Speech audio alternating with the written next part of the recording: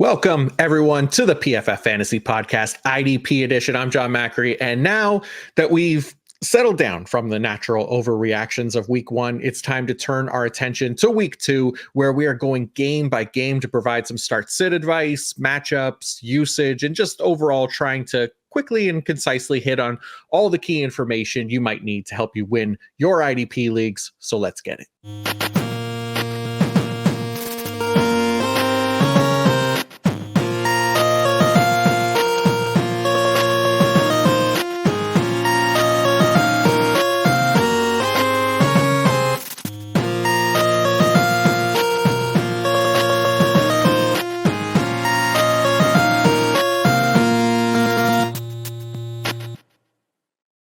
All right, we survived week one. Some of us are still undefeated. Others might be 0-1. But either way, we are in a great spot to dominate going forward, especially now that we have some actual data from regular season games. And here to help me sort through it all, to set those week two lineups from the IDPshow.com, one of my favorite people, the always great Bobby Reynolds. Bobby, what's up, my man? Hello, Macri. It's so good to see your face here. Don't get to travel up to Canada very often, but anytime I get to spend some time with you, it's always time well spent. Absolutely, man. Yeah, always happy when we get a chance to pod together, whether it's you guys coming on this show or me going on your show. Always a pleasure, and just grateful that you're able to be here early in the season too, to get people set for the rest of the year ahead. This is going to be a fun year. I know you guys are doing lots over at the IDPshow.com, so I appreciate you taking time out from that to come here. Yeah, it's week two. We're all still smiling. We all still have energy. Come back week 12, week 14. We're going to be a little, different state. But I'm excited, man. Week one was weird. You're exactly right. Week one is weird every single year, not only offensively, but on the IDP side as well. So hopefully we can help you wade through it. The overreactions that I've seen so far on Twitter, some of my leagues, people that have been ad dropped so far, is pretty interesting. So not only is it an important week to pay attention to who to go get on the waivers, also super important to pay attention to who are people dropping right now, because I've seen some pretty spicy names out there so far. Yeah, no, it happens every single year, right? Like we're never surprised because we see it all the time. But yeah, week one really is like overreaction season, right? Just people panicking if guys underperform, people over investing in players that happen to overperform, right? It's literally the same thing every year. And then as the season goes on, we kind of can reset our expectations a little bit, relax a little bit, and kind of get a better grasp on things. But that's what we're here to help you do, as well as try to figure out which are the guys that we should be overreacting on, which are the ones we're not, and which ones we're being patient with, etc. Basically. Yep. I always tell people, give it a month, give it 4 weeks. Yeah. You can overreact a little bit after 4 weeks. Then we kind of have a little bit of a month's worth of data to kind of analyze at that point. So everybody chill out. Let's still enjoy football. It's been a lot of months without it. We had a Thursday, Friday. We just had a smorgasbord of football last weekend. Now we're settling in. Yeah, absolutely. So yeah, I'm excited to go through this slate here. And basically the way it's going to work is a bit different than last week, where we picked out a few of our favorite and kind of least favorite matchups. We're actually going to go game by game, like I said, and hit on kind of the key IDP points worth discussing for each team. We're not necessarily going to do any deep dives on like Myles Garrett or some of the obvious players that should be in starting lineups every single week, but just more focused on the things and players that require more analysis, of which there's plenty to dive into. So before we get into that, and before we get more of the sultry tones of Bobby Reynolds talking IDP, we do have to give a quick shout out to our friends at DraftKings. TD, Tutty, taking it to the house, in for 6, whatever you call a touchdown. One thing's for sure, touchdowns matter more at DraftKings Sportsbook, an official sports betting partner of the NFL. On the ground, in the air, from the special teams or defense, we don't care how they score them. We want to bet on touchdowns. And DraftKings Sportsbook is the #1 place to bet touchdowns. Ready to place your first NFL bet? Try betting on something simple like a player to score a touchdown. Go to the DraftKings Sportsbook app and make your bet today. Ready to place your first bet? Try betting. I already said that. New DraftKings customers can bet $5 to get $250 in bonus bets instantly, plus 1 month of NFL Plus Premium on us. Download the DraftKings Sportsbook app and use code PFF. That's code PFF for new customers to get $250 in bonus bets when you bet just $5 and get 1 month of NFL Plus Premium on us. Offer ends September 19th. Only on DraftKings. The crown is yours. Gambling problem? Call 1-800 registered gambler. In New York, call 877-8-HOPE-NY or text HOPE-NY 467-369. In Connecticut, help is available for problem gambling. Call 888-789-777 or visit ccpg.org. Please play responsibly on behalf of Boot Hill Casino and Resort, Kansas. 21 plus age and eligibility varies by jurisdiction. Void in New Hampshire, Oregon, and Ontario. Bonus bets expire 168 hours after issuance. For additional terms and responsible gaming resources, see dkng.co/ftball. NFL Plus premium offer available only to new and former NFL Plus subscribers. Additional NFL Plus premium terms at nfl.com/terms. Okay, here we go. Now, for the YouTube crowd, as we're talking about these teams, you'll notice the matchup cards pop up on the screen looking at opponent team pass blocking grade, opponent quarterback pressure to sack conversion rate, linebacker tackles allowed, safety tackles allowed, cornerback tackles allowed, and D-line tackles allowed. This is something I'll include every week, but just keep in mind that this is data that's relying right now on just a small one-game sample. So take those numbers with a grain of salt, but I like to include them anyway so you can see kind of what we're dealing with and you can make your own decisions from there. All right, enough preamble. Thursday night football time now. Buffalo at Miami. Bobby, where do you want to start in this game? Man, let's start just at the top. Let's start the two juicy names on both sides. Old Greg Rousseau and Jalen Phillips. Is Jalen back? Is that Achilles healthy? We talked about him a little bit last night on our pod. Jalen Phillips, he only played 64% of the snaps last week, which was pretty interesting. We all kind of wanted to see what is he going to look like? Is that Achilles healthy? What percentage is he going to see? 64%. I think Adam brought it up last night. Is it going to hover around that probably for a while to make sure that he's healthy? I could see that, but on 3 pressures, he did have a sack last week. And then Greg Rousseau, good gosh, 79% of the snaps in week 1. On 25 pass rush snaps, he had 4 pressures and 3 sacks. I don't think we can quite rely on 3 sacks on 4 pressures every single week. But man, Greg Rousseau kind of stepped into the light last week. And I brought it up to Adam, is Rousseau now this type of guy that we could see going and getting a 15 sack season? There's a small amount of guys in IDP that we can count on to just go crazy in the sack department from one year to the next. Maybe Greg Rousseau is that guy. What do you think, Macri? I love Greg Rousseau. I wrote him up as a breakout candidate this year. Adam was actually on when we talked about him again in the Dark Horse IDP one episode. We talked about Greg Rousseau at the very end there as a potential pick. And yeah, the main thing, the pass rush metrics were always improving, but the nice thing was the snap share, right? 79% snap share from him, which, Buffalo's kind of known for this rotation at the position a little bit, but he's been steadily increasing his snaps every single year. And then this, obviously week 1, it's only 1 week, but that was a pretty big jump from the 60% that he was at last year to get up to 79%. So yeah, feeling pretty good about Greg Rousseau. The matchup this week going against the Dolphins, pretty good pass blocking unit. Tua did take some sacks or allowed some pressures to turn into sacks last week. But ultimately, I have him as edge 12. I think he's definitely capable of being a locked-in starter every single week. I couldn't agree more. Jalen Phillips, hit on that real quick. Are we back in? It's still early, still week 1. Don't overreact, but it's hard to not get kind of hot and bothered by Jalen out on the field. The 64% snap share, I was impressed by that. I thought that was more than probably I would have expected from him, especially coming off an Achilles injury, that's a serious injury. That was late November that he had that injury and is already back on the field. I thought he would be, if you remember Rashawn Gary last year, Rashawn Gary coming off the ACL right early in the year, he was hovering around 40% or something like that. So for Jalen Phillips to come around 64%, he was second on the team edge snaps behind only, I think, Emmanuel Ogbah. So it was really nice and encouraging to see. It was nice to see him get the sack as well. So feeling optimistic about Jalen. I think I still kind of consider him, I'm still tempering expectations because of the Achilles. It's also not a great matchup against Josh Allen and the Bills, but I have him as edge 43 right now just because, the sack was good, but I do want to see the pass rush metrics come up, and that's just something that's going to take time with the Achilles injury.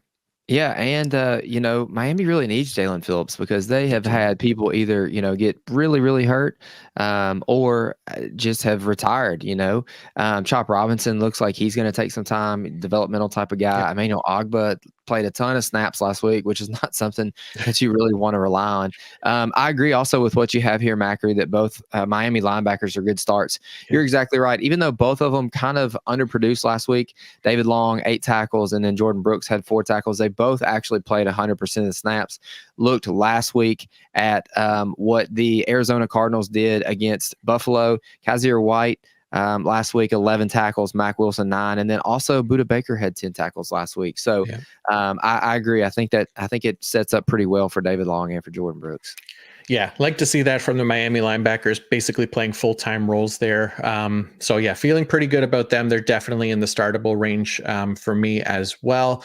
And then like Buffalo's linebackers, obviously Terrell Bernard we're starting. Dorian Williams can definitely be a start, in maybe deeper leagues. Like he was around an 85% snap share. So there's plenty of 100% snap guys that we're probably putting out in front of him. But I did find that promising for Dorian Williams usage.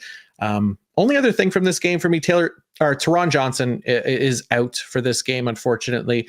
He's a very good IDP nickel corner there for Buffalo.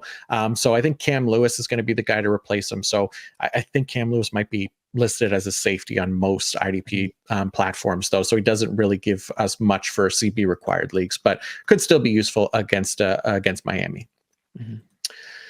All right, let's go to Tampa Bay and Detroit now, some of the Sunday games. And I guess we'll start with the Tampa Bay Buccaneers defensive line, because it's not a great matchup going against Detroit. The Lions offensive line, even though they weren't amazing against the Rams, like this is still one of the best offensive lines in the league. So I do worry a little bit about Yaya Diaby, who did play well in week 1. We talked about him as a sit, though, last week. He didn't do anything IDP wise. I think maybe one more week for him just because of the matchup here. I'm not playing a Yaya Diaby.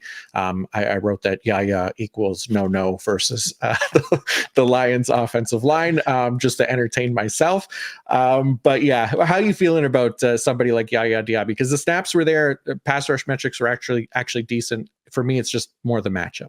Yeah, agreed. And he doesn't have a ton of help either. Kalijah Kancey is okay, but I mean, we'll see what he looks like in year 2. Joe Tryon-Shoyinka is always a guy that's kind of a head scratcher. He's kind of like a DJ Wanham from a couple years ago. You want to look away, and then he stacks up a couple sacks, and you're like, do we need to get back in on this Joe Tryon train? I don't know. I agree with you this week, at least against the Lions. Yaya is no. Let's go here to this guy named Jon Macri on Twitter. I wanted to look at the linebacker snaps for the Tampa Bay Buccaneers last week in week 1. So Levante David played 98% of the snaps, KJ Britt 66%, but then Servassier Dennis with 35.6% of the snaps. But I have to say, watching ball, we like watching ball at the IDP show. Levante David is still going to be that guy, but should we be worried if we're rostering KJ Britt that Servassier Dennis is just nipping at his heels? Because from what my eyes told me, Servassier looked like the better player. It's definitely possible, right? Like he was definitely the more productive player, like 6 tackles and a sack or something like that on like only 21 snaps. But yeah, I'll be interested to kind of see how that situation evolves throughout the year. Like right now, based on what they did in week 1, it looks like they have kind of their usage and deployment kind of set, right? KJ Britt was playing on the early downs. Servassier Dennis was coming on the more obvious passing downs. But I mean, KJ Britt's been around for a long time and hasn't been able to crack a starting lineup. Servassier Dennis still a fairly young player on his rookie contract here that could potentially work his way into a larger snap share, especially if he continues to make an impact like that. So I'm with you. I kind of like to monitor that, especially knowing, how replaceable the linebacker position is in the NFL. And somebody like KJ Britt doesn't necessarily have this pedigree behind him to keep his job safe either. So yeah, definitely something to keep in mind. But yeah, for now, pretty much only Levante David is the starter for me. KJ Britt outside the top 45 linebackers for me this week. Let's go to the other side of the ball there across Tampa Bay this week in Detroit. Aiden Hutchinson, dear God. I do look every once in a while at the IDPshow.com. Adam's ranks. Adam has Aiden Hutchinson right now as the edge 3 behind only Micah Parsons and Nick Bosa. And if you wanted to make some type of argument that Aiden Hutchinson belonged as the edge 1 ahead of those guys, I'm not going to cause a fuss at all because I think Aiden Hutchinson last week, a 95.7 pass rush grade. He only had 1 sack, but he did have 11 pressures last week. That dude looks absolutely insane. I know the Rams offensive line last week was a little bit banged up. So that's, there's a little bit to attribute there, but dear God, Aiden Hutchinson is, he is set up to be a great pass rusher in our league for 10 to 15 years from now. Yeah, he's been maybe not 15. Maybe 15 is a little far. Let's just 10 for now. I was thinking 15 well, is let's a long big. time. Yeah, Aiden's 24, 15. He's 39 and still elite. Let's just give it a solid 10 right now. But what do you think on Aiden? Am I just completely hot and bothered right now? Oh man, no, I'm with you. This is it is very tempting to move him into that edge one spot for dynasty, right? Like he just looks so good and so explosive early, like and last year as well. Like we talked about him a lot this offseason, is his pass rush metrics were so good. Like his sack numbers should have been a lot better than what they were. If he can, deliver on those numbers this year, he could absolutely be a league leader in terms of sacks. So I'm with you. He dominated that Rams offensive line. That wasn't even fair. 47% win rate was disgusting. 48% actually, and then 25% pressure rate, like you said. So the elite of elite is Aiden Hutchinson. He's locked into lineups every single week. And then the other thing to come out of this game, or the Lions anyways, is their linebacker rotation. I'm sure you guys have touched on it since week one. I know I covered it early in the week as well, but basically the same rotation as last year. Alex Anzalone locked in LB1, playing 100% of snaps. Derek Barnes played 82% of the snaps, but was playing on the edge a lot and blitzing. So not somebody that I expect to have like consistency with IDP production. And then Jack Campbell just coming off the field a ton on third down. So Jack Campbell, not really a starter outside of like the very deepest of leagues. For me, it's really just Alex Anzalone, but any hope for anybody else in that Lions linebacker rotation? No, old long hair Anzalone just continues to just do what he does, man. It's stinky but startable years ago, but you just continue year in and year out to just rely on the guy. Anzalone is awesome, and he is an LB1 and will be an LB1 in week 16. We'll still be talking about him. I do wish Derek Barnes was a little bit more efficient in his pass rush opportunities, because literally opposite of Aiden, even on the interior, there's really nobody there to help him out. If Derek Barnes could give Aiden a little bit of help, that would aid that Detroit Lions defense in being better overall. But we brought up last night on the podcast Jack Campbell and the a little bit concerned, like, week one, again, we don't want to overreact, but Jack Campbell's play, Jack Campbell's usage, it's a little concerning just because of your draft capital. A lot of when was he drafted? So that was 2022, I guess it was. Mm-hmm. He was probably a late first, maybe early second in rookie drafts. 2023. It's probably going to be pretty hard to get that draft capital back right now, what you had to spend to get him. So I don't know. It's still early on in his career, so we don't want to, right the ship too soon. But we're starting to stack up some concerning, playing time there for the man in Detroit. Yeah, it's not ideal, like for a team to spend a first round pick on a linebacker and then only play him for about half the snaps. It just doesn't feel ideal as far as return on investment, right? So how long that ends up lasting, I'm not sure, but right now it doesn't look like it's going away anytime soon. So definitely concerning usage there.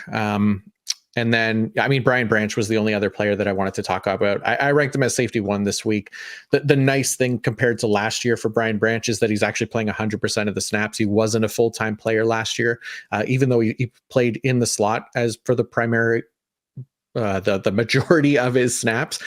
He wasn't a full-time guy, so now he's actually playing 100% of the snaps. He's getting box snaps, he's getting slot snaps, he's playing deep as well. So it's wheels up for Brian Branch. He is absolutely locked in the starting lineups for me. And then Antoine Winfield Jr. sounds like he could be out for this game as well. So on the Tampa Bay side, just something to keep in mind. Mm-hmm. Don't know who's going to replace him there. I don't know if it's Kayvon Merriweather or Tyke Smith that might play more safety, but we'll have to see. Not overly interested in whoever that ends up being for week 2. Agreed. All right, let's go to the Indianapolis Colts and the Green Bay Packers now. Anywhere particular that you want to start with these two teams? Nick Cross, real quick. Nick Cross was, aside from Alontae Taylor, maybe also aside from Adams up there in New York, probably your top 3 DB on the week, but I feel like he was just picked on. He did have 10 tackles, but he also gave up 2 receptions on 2 targets, 57 overall grade, and then a 49 grade in coverage. So that's one of those anomalies to where it's like, all right, week 1, the production's great. Should we go get a guy like this? But I think it's pretty clearly evident that Nick Cross was being picked on last week, and that is not something that is to be relied on week in, week out. Yeah, I'm with you. I'm waiting on Cross. I'm not ready to fully embrace him as an IDP starter. Like he's playing that deep safety role in Gus Bradley's defense, which we've seen in years past. Like that just hasn't been a productive role for IDP. The more efficient role is the Julian Blackman role.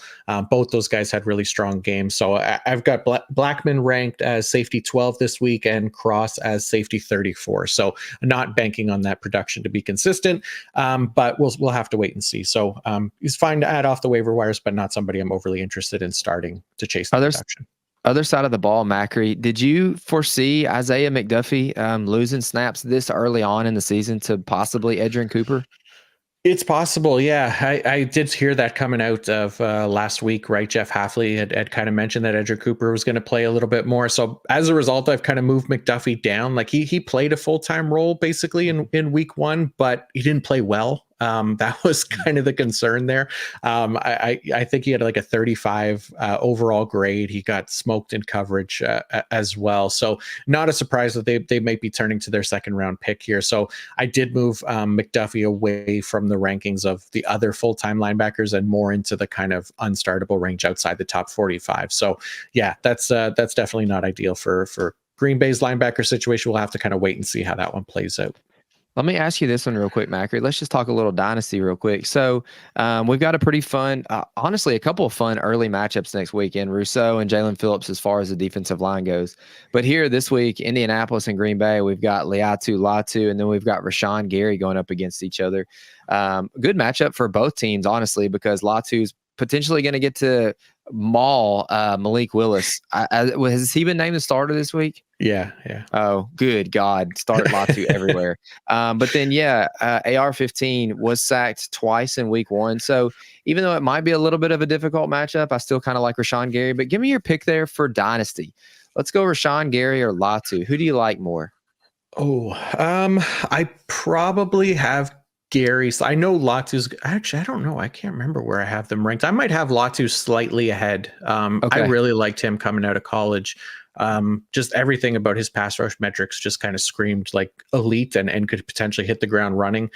The only issue I think for this year is that he's still playing behind Tyquan Lewis and Kwity Paye as far as snaps go, right? So don't necessarily love him for like redraft right away until like that snap share kind of grows. But like you said, I mean, I think this Indianapolis pass rush could potentially take advantage of the Malik Willis situation. Packers O-line's actually pretty good, but Malik Willis, people watching on YouTube will see it on the screen. The pressure to sack conversion rate was 100% because he was pressured once and he allowed the sack, which was Zach Bond, who we'll talk about later. But I think I probably gave the edge to Latu, if I remember correctly, but they're really close because I like both guys quite a bit.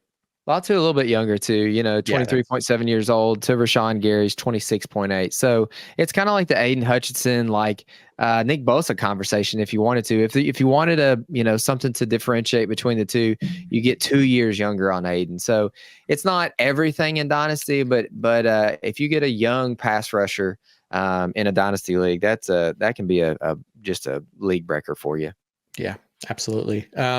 And then the only other thing on Indianapolis, a lot of I think Zaire Franklin concerns, right? People were kind of panicking on his production, but nothing really to panic as far as I'm concerned. Like 100% snap player. Same thing with EJ Speed. I think both guys will have their weeks where they produce more than the other. So I'm fine with either guy being a starter in your lineup still this week going against the Packers.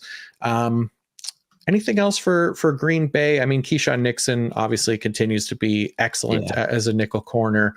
That's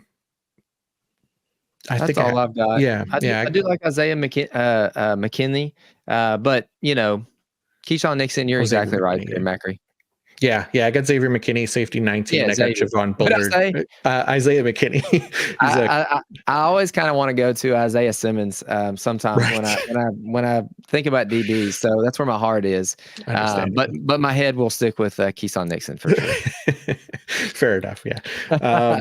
Yeah. But I do. Yeah. Both those guys. McKinney, he was another one I think got outproduced last week by Bullard, but McKinney had some nice, better usage there, 33% in the box versus 18% for Bullard. So McKinney definitely still a safe start at the safety position. Mhm. Looking at the Las Vegas Raiders at the Baltimore Ravens now. I mean, first thing, nothing really, analysis wise that I want to go into, but Max Crosby continues to be the Iron Man of the NFL. 100% of snaps again this past week. I think he finished the year last year, even dealing with the knee injury, with 100% of snaps in the final 3 games of the season. Continuing to do it again. Lamar Jackson going to be difficult to sack, but I mean, Max Crosby stays in lineups just because that's pass rush and volume potential. It's just unreal. Historically speaking, Macri, can you think of any greats? Because in my mind, I see Max Crosby as a future Hall of Famer. I don't know that I don't really keep up with that kind of stuff. I couldn't tell you a ton of people that are in the Hall of Fame as far as like deep defensive line, people that I could dig up. But Max Crosby in my head, do any of those guys, were they 100% snap players? Poor guy's got to be exhausted. I imagine it's got to be exhausting for sure. He has to have like unreal stamina. But I Yeah. don't know. Like I only really started tracking like snap counts and stuff once I started to get an IDP, like whatever that was, like 15 years ago now. But I mean, I can't imagine like that. It's just not normal in the NFL overall, right? Like this Yeah. is a position that coaches are constantly looking to keep guys fresh and rotate them. And Max Crosby just refuses to leave the field. He's an enigma. He's an anomaly.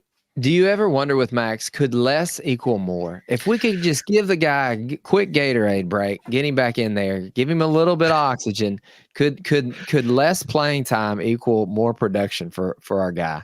I mean, I think it's logical, right? Like just as far as like his pass rush goes, but yeah, he's Take a just got this. vacation, bro. Oh Go to my the God. beach.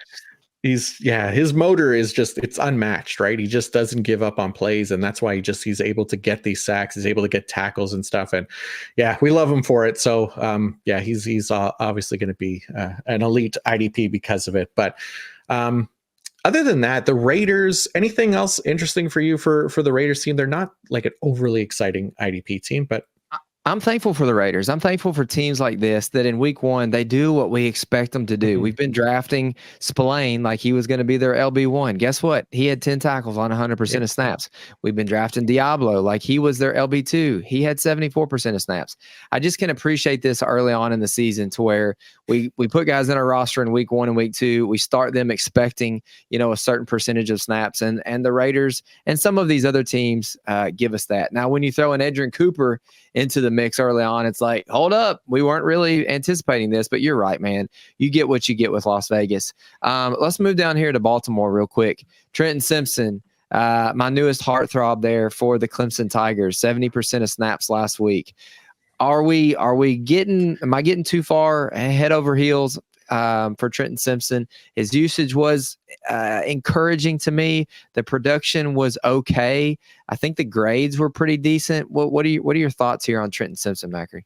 Yeah, it's kind of what we talked about like this offseason a few times, right? I think I talked about it on your show, and I've talked about it on this podcast a little bit, just as far as, what his usage might be. And I might have even talked about it last week with Gary as well. But we've seen the Ravens kind of deploy like a 3 safety look in the past, and they have 3 starting safeties that they can do that with. And we've seen them kind of, they're young linebackers, they're inexperienced linebackers, not deploy them in a full-time role. Thinking about Patrick Queen specifically, when he was still developing right early in his career, he wasn't 100% player right away. So I'm not like overly surprised at all by Trenton Simpson's usage. I think it's still fine. Around 70% of snaps is and playing in most situations too. Like he was staying on sometimes in passing downs and things like that. So I'm fine with Trenton Simpson in those kind of deeper leagues, but he's somebody that, because he's not a full-time player, like there's a lot of leagues where he's not going to be like a locked in IDP starter, and he'll have his weeks, but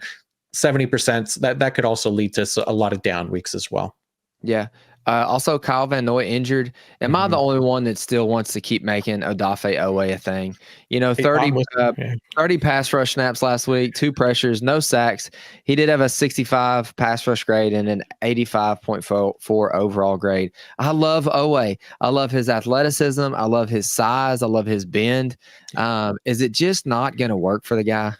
No, I think he's good. I think he's still developing. I think there's a lot of kind of encouraging signs for him. Like, and the team is relying on him pretty heavily as well. So I'm with you. I like Owe. I think he could definitely be an IDP starter, specifically maybe in deeper leagues, right? Because he's not like, an elite pass rusher or anything just yet, but he's got the athleticism. He's got the first round draft capital around him to kind of, provide that encouragement that we're looking for in our starting lineups and to turn into something basically. So yeah, I like him. It is a bummer that Kyle Van Noy got hurt, but maybe David Ojabo can do something here, but not overly interested in that just yet. But you're not worried about your boy K Ham either. We're good. We're solid. The thing with Kyle Hamilton, like, he's got this kind of slot and box usage last year, and he just wasn't as efficient as a tackler, at least as he should have been, right? Like, he had the big plays and stuff that helped him. So that part of it, like, does worry me that maybe it becomes a trend where he's not like an overly efficient tackler and he's more big play dependent. So I do move him down the ranks like a little bit, but he's still like safety 9 for me. Like, the usage, the talent is just too good to kind of ignore. So I think there's, top 5, top safety overall potential in him every single week. It's just there might be other safeties that I'd like to start ahead of him. Yep. Last week against the Raiders, Derwin basically played the whole game, had 7 tackles. So I think maybe a little get right game for Kyle Hamilton. I'm sure he's a little bit bummed after week 1. I think we could see a little spicy week for him. Yeah. No, I'm with you. Las Vegas is terrible. Yeah, it's not a long year if you're a Raiders fan. Oh man, it's gonna be rough. Let's go to the Los Angeles Chargers at the Carolina Panthers now, Bobby. Where do you want to start with these two teams? Yeah, man, right here from the top, the Los Angeles Chargers, LBs, no thank you. What a mess, Deion Henley led the team in snaps, 67%. Then you've got Colson at 58. You've got Perryman at 50. 7 tackles for Henley, got 4 for Colson, and then 5 for Perryman. If this is going to continue to where this is the same usage for these guys week in, week out, I'm exactly right there with you, Macri. Maybe some of these guys have little boom weeks from time to time, but if there's not going to be 100% snap getter between the 3 guys, I maybe think it's Colson. I think that you could see Colson maybe take a step ahead in the coming weeks, maybe even month. But as of right now, I'm probably not starting any of these guys. Yeah, no, I'd have a really hard time putting any of these guys in lineups. Like, I felt, pretty confident about Denzel Perryman heading into the year, but week 1 immediately sapped that confidence, right? It's just a mess over there. They're obviously still trying to figure out what their linebackers are going to look like, who's going to start for them. Like, I know Deion Henley played 67%. That was the most among the group last year, but I'm with you. I have Colson ranked the highest, which is like LB 55 for me, just because I think he has that potential to kind of increase his role a little bit more, but not feeling overly confident about them. So they're definitely staying out of lineups for me. And then it was nice to see Khalil Mack and Joey Bosa together in week 1 as well. Like, Khalil Mack obviously last year had the massive year, but kept the hot streak going here in week 1. Joey Bosa healthy is incredibly dangerous as a pass rusher. We know that from him. Like, to me, both these guys, I think, are potential top 10 plays against the Carolina Panthers this week. Bryce Young did have a tendency to kind of hold the ball a little long, take some sacks. The Carolina Panthers offensive line, I'm not overly sold on right now. I know they had a solid first week, but I feel pretty good about locking Khalil Mack and Joey Bosa into lineups right now as long as they're healthy. Couldn't agree more, Macri. Bryce Young, 2 interceptions last week, but then he did take 4 sacks. Yeah. Start Khalil Mack and Joey Bosa in every format possible. Yep. And then on the Carolina Panthers side, Derek Brown done for the year. This was a pretty big bummer. Obviously, was like one of the top defensive tackles for IDP last year. Put up a ton of tackles, but A'Shawn Robinson really stepped up, especially in week 1, delivering a bunch of tackles. He had, I think he's DT 11 or something for me. Like, I feel pretty good about him. Anybody else on Carolina though for you? Like, Shaq Thompson had a pretty decent week. I felt, encouraged by that usage for him. Josie Jewell was pretty close to full time. It was nice too. Carolina was sixth highest zone rate in the league, zone coverage, that is. So that does yield a higher tackle efficiency typically over on average, that is. So Shaq Thompson, kind of encouraged about him. I think I'm as LB 26 right now. I'm trading Shaq Thompson based off of last week because that dude played 66 total snaps last week. He had an 18.2% missed tackle rate. You know, I'm not a Shaq Thompson guy. Yeah. Josie Jewell should be fine this year. I think this is a nice little week to rip the Band-Aid off, let Shaq Thompson go, because here in Kentucky, we're Trayvon Wallace fans. And I think Trevon's probably, you know, if the trends continue for Carolina, we're going to start seeing some different people start come mid-season. So sure, Shaq Thompson is okay for now, but I don't know. He just very meh to me. Yeah, not the most exciting player. He's very Tremaine Edmonds-esque, I guess, right? Yes. Yes. So yeah, but for people looking for 100% snap linebacker, I feel pretty good about him, at least for week 2, until we start to see maybe some Trevon Wallace kind of mix in there. Mm-hmm. Let's go to the Giants and the Washington Commanders here. I guess I'll start with Kayvon Thibodeau because he's been an interesting player as far as like, he just doesn't look overly impressive, right? Like he had another shit pass rush performance in week 1, 48.1 pass rush grade, 5% win rate, 5% pressure rate. Like he's the kind of guy, like if not for his name, I don't think there's any way he'd be viewed as highly as he is. Like I will preach patience with him, like and all these kind of highly drafted edges, especially since, you know, it's still early into year 3 with him, which is, you know, typically the year as well as year 4 for pass rushers. But already after week 1, like didn't look great. He can always bounce back, but I don't know. I'm not ranking him highly until basically I see it from him. I think I have him as edge 37 right now. So I just don't trust him. The volume basically is his greatest asset, but pass rush metrics are so bad that he basically has to fall into a sack at this point. He's kind of like Isaiah Simmons, you know, he was drafted super high. So that's why we have to pay attention to him, you know. Yeah. 5th pick of the first round there in 2022. But you're exactly right, Macri. The PFF grades have gotten worse every year. You know, 2022, 71 overall grade, a 67 grade in pass rush.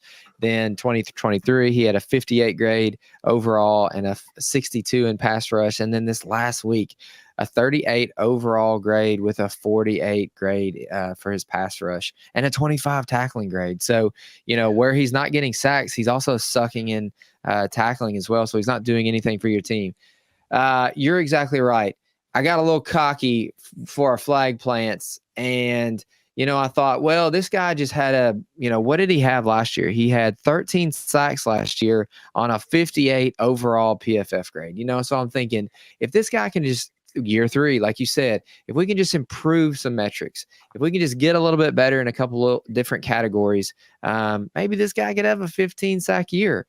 But boy, does it starting to look like 2023 is going to be just an absolute anomaly of a year for Kayvon Thibodeau. It was a bad week also for Brian Burns, but right. I'm right there with you. Kayvon he's one of the few from week 1 to where it's like, this is something to pay attention to. The negativity is sometimes the stuff that, you know, when there's that much regression in week 1, it's like, that might be something worth noting.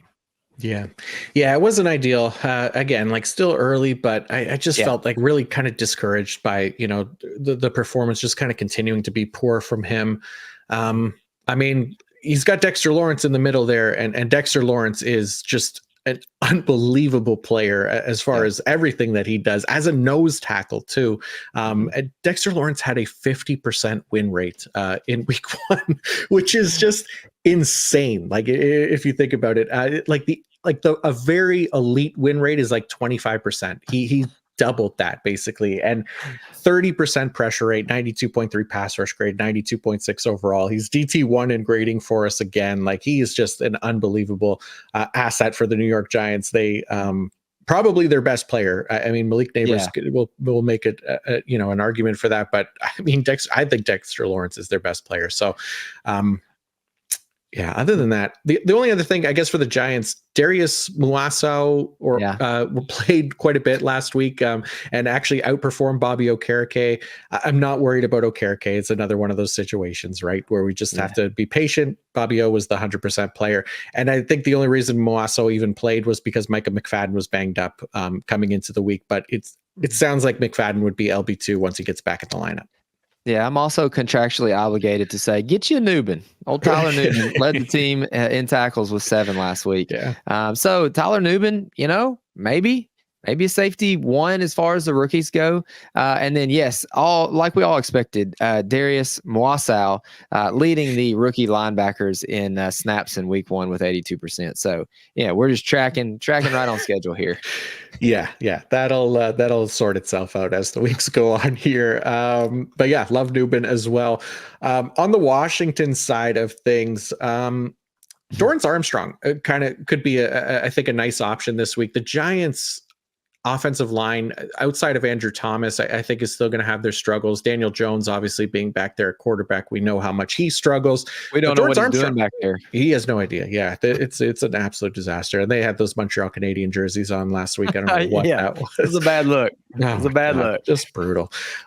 So yeah, or Armstrong I thought looked good. Like he didn't do much for IDP purposes. He had a 73.5 pass rush grade though, led all the edges in snap share there. So how do you feel about Armstrong? It's a new team there, but any confidence in him as an IDP starter? Oh, absolutely. Especially this week. Daniel Jones sacked 5 times in week 1. That whole team is just going to be a dumpster fire come week 8. Everybody's getting fired. Everybody's going to be moved on from. But yeah, start Dorrance Armstrong everywhere that you can this week because I expect him to have a sack. And then also let's go down to Frankie Louvu as well. On 92% of snaps, only had 5 tackles, didn't have any big plays. So kind of just a boring game there for Louvu, but going to be a great pass rush opportunity for him this week against that New York Giants offensive line. So I agree with you what you said there. They've got a little bit of stability there, but they've also got some big holes on that offensive line. So expect big games there from Dorrance and from Louvu. Let me ask you 2 quick questions here, Macri. So Jeremy Chinn, definitely trending down. The metrics don't look great. The usage is okay, so that's a little bit encouraging, but the production is just kind of continuing like the 2022 and 2023 Carolina Panthers Jeremy Chinn usage was. He's in the great, he's in the sweet spot. He's near the line of scrimmage. He's just not producing for us. Wrong reads, just looks pretty poor. And then Mike Sainristil, slot corner, 95%, 6 tackles. Man, Sainristil looks like a guy out of Michigan that is going to be really fun for us in IDP. So touch on Chinn and on old Mikey S there for a second. Yeah, Chinn definitely concerned. Did not play a full-time role. It was 79% of the total snaps in week 1. He had some really strong usage in the box. I think it was 48% of those snaps. But the problem is that he just wasn't out there as much as we need him to be. We kind of saw this with the Dallas safeties under Dan Quinn, with Donovan Wilson and Jaron Kearse. They weren't full-time players, but saw some decent usage. So he'll have his games where he performs, but he'll also have weeks like week 1 where he gets like 3 tackles. So I've moved Chinn way down. He's like safety 48 for me. There's just so many safeties. Why waste a roster spot on one that isn't playing 100% of the snaps really? So not overly excited about Chinn. Actually, yeah, Sainristil I like quite a bit. I love obviously we love the slot role for corners and guys that are playing that high of a snap share. Definitely useful. I have him as CB23, so he's a starter in those 2 cornerback leagues for me. But then the other guy too in Washington that I did want to mention that I'm worried about is Daron Payne. Only played 37% of the snaps. I don't know if this was a 1 week thing or anything like that. I don't think he was hurt, but at least something to kind of keep an eye on there. I have him as DT 18 right now, but I might move him down even below that, especially if that snap share is going to be that low, because it wasn't looking good for either of the interior defensive linemen for Washington. Yeah, it seems like maybe Daron Payne is the one that they're teeing up for a midseason trade. Yeah. What did Johnny Newton play last week? I can check. I don't think he did. He might have been a healthy scratch. I don't think so. Yeah, I think Darian Mathis played. I know that he was one of their. Yeah, I don't think Newton played. Okay, so the Daron Payne stuff is That's worth mentioning. Also, too, I felt like Bobby Wagner didn't look like his normal self last week. A little bit sluggish. I know he's definitely lost a step, so you can definitely see that. But could this be the year that it finally falls off for Wagner? I don't want to project that on him, but age gets us all, Macri. He's getting up there, right? And he's bouncing around all these different teams and stuff. I mean, I know he's got familiarity with Dan Quinn, but yeah, we'll have to kind of see. He has definitely lost like his tackle efficiency in recent years, right? He's luckily been healthy, so he's racked up tackles, but it's been below kind of expected from him. All right, let's go to the Cleveland Browns and the Jacksonville Jaguars now. Where do you want to start with these guys? I brought it up on our podcast last night, and Josh and kind of Adam scoffed at me, and they hushed me off of it pretty quickly. But I just wanted to mention, just because it happens so rarely, Foye Oluokun played 85% of the snaps. Since 2021, he has only played less than 86% of the Jaguars snaps 2 times, November of 2022 and week 1 of 2024. I'm sure it's nothing. I've heard the humidity was very high last week where they were playing. So maybe it's just a week 1 isn't in as great a shape as he thought he would come into the season with. But I don't know. Just something I'm kind of putting a pin in. I still think Foye, anything north of 80% is still pretty awesome Foye. But it's something that I'm at least paying attention to because they do have some depth there. And Foyer's 29 years old, and I'm not trying to say that, he's getting a little bit older and that they're going to start to maybe monitor his snaps a little bit, but they have the rookie from Louisville there, Yasir Abdullah, I believe is his name, but then they also still have Chad Muma and Ventrell Willer. That's not it, Ventrell Miller. So they have some other options, and then they still have Devin Lloyd as well. So it's not a big deal, but I'm making a note. No, it's definitely a situation that worries me, right? Because you got a new defensive coordinator coming in, Ryan Nielsen, and really he came in and completely changed what this defense looked like here in week 1 compared to last year. They went from being, first of all, one of the most zone heavy teams in the league last year to the most man heavy in the league in week 1. And then that rotation was something that definitely caught my eye as well. Like we didn't see it at all last year. Like you said, Foye, like he's still got 11 tackles, but if he's at 85%, it at least stops him from being that LB1, compared to some of these 100% guys. And I can't rank him as LB1 knowing that if that's going to be the snap share. So he's LB13 for me. Like I still think he's, one of the more kind of scheme proof tacklers, but there's still a limit to that when your snaps aren't 100%. And maybe the heat was an issue. I don't know. They play in Jacksonville too. But I think like just the usage, seeing it from the other Jacksonville linebackers like Devin Lloyd too, like definitely more concerning for Lloyd. Like it felt very intentional, the rotation, as far as how they're scheming things up, because it's something, first of all, that we're seeing more NFL teams do, but Devin Lloyd specifically was coming off the field on almost every passing situation. So for me, like he's not a locked-in starter anymore. He's far from it. And then there's definitely concern about Foye Oluokun being a locked-in kind of LB1 as well, especially if this continues. Now, I'm with you. Don't necessarily want to panic after 1 week, but it's definitely something to monitor. And if it continues into week 2, then we get a better feel that this is something that might be the norm for the rest of the season. Yeah, because Foye has been the LB1 for now 2 seasons running. Yeah, 3 years. And that stuff kind of falls off quickly. Again, the IDPshow.com, Adam's ranks. Foye here is 29.1 years old. Adam has Foye as the LB2. But, if you're thinking about, well, what do I trade Foye for in redraft or in dynasty? Really, my mind is more dynasty oriented. There's not a lot of linebackers that you are really just elite. You've got Roquan, we've got Foye, we've got Fred. You could mix a couple of other names in there. But as far as like locked in guys that are just reliable tacklers, they're not going anywhere. They're going to be on that team for a while. Those are the 3 main guys. So, if you were to tell me scheme up a trade right now for Foye Oluokun, I would maybe look to like one of these young edge rushers. Could you move a Foye for like a Jared Verse? Could you go get a Latu right now? That would be something that I may be considering because, man, sometimes when that LB stuff starts falling off, again, it's week 1. Let's not overreact too much. But if week 4, we look up and 85% is now the new norm. if we can still trade Foye like he's playing 100% of snaps, it might be something worth considering. Yeah, no, I'm with you 100%. It's definitely something to kind of monitor here, and definitely a situation where, yeah, maybe you can still sell high on him, because we see this all the time. Linebackers become super replaceable and fall off here. So the only other thing for Jacksonville, I like this as a kind of nice bounce back potential week here for Josh Hines Allen. He's going up against the Panthers, or against the Browns, sorry, and Deshaun Watson, who did not look good. Let's be honest. In week one, allowed a lot of pressure, loud sacks. The Cleveland Browns offensive line was banged up as well. So I am feeling pretty good about Josh Hines Allen ability to bounce back here in week two.